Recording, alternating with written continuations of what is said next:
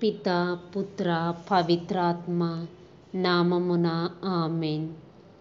ప్రియ సహోదరి సహోదరులారా, జ్ఞానవాణి ప్రేక్షకులందరికీ నా హృదయపూర్వక వందనములు.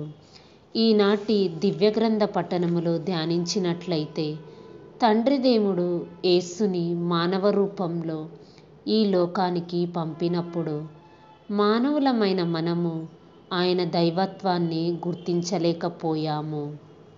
యేసు ప్రభువు ఎన్నో మహిమలతో అతను దేవుని కుమారుడని ఈ లోకానికి తెలియజేయడానికి ఎంతగానో ప్రయత్నించారు. అయినప్పటికీ యూదా ప్రజలు యేసుని ఒక సాధారణమైన వ్యక్తిగానే గుర్తించారు. అదేవిధంగా యేసు దేవుని కుమారుడైతే శిలువ మీద మరణం ఎలా సాధ్యమవుతుంది? మరియు మరణించిన వారిలో దేవుడు ఎలా ఉండగలడు అని వారిలో వారు ప్రశ్నించుకొనిరి. కానీ క్రైస్తవులమైన మనము తండ్రి దేవుడు క్రీస్తులో ఉన్నాడని, క్రీస్తే దేవుడని నమ్ముతున్నాము. ప్రియ స్నేహితులారా, మీరు నేను నేర్చుకోవలసిన ఒక విషయం ఏమిటంటే, దేవునికి మనమంటే మికుటమైన ప్రేమ. మానవులమైన మనము దేవునికి ఇవ్వవలసిన మర్యాద కానీ కృతజ్ఞత కానీ లేకుండా ఉంటాము.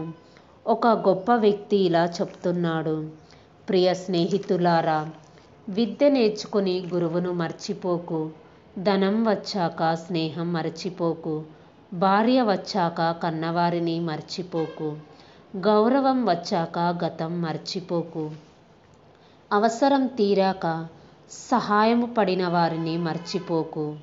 అలాగే నీకు జీవమును జీవితమును ఇచ్చిన నీ దేవుణ్ణి మర్చిపోకు.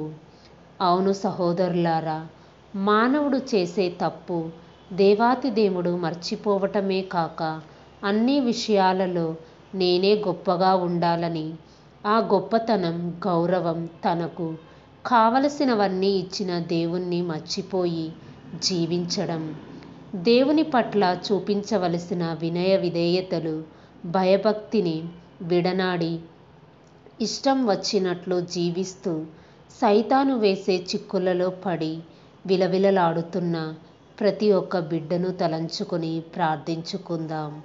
పిత పుత్ర పవిత్రాత్మ నామమున ఆమెన్.